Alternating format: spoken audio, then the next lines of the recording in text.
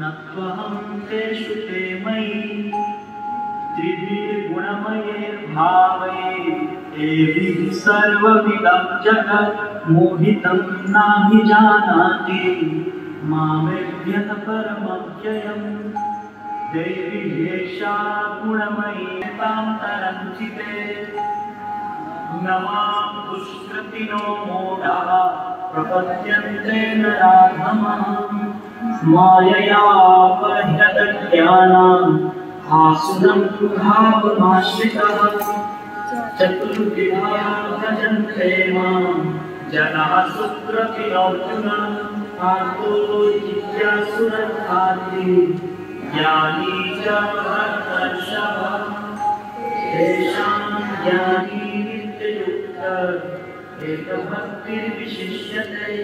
प्रियो हि ज्ञानिनोऽप्यर्थः।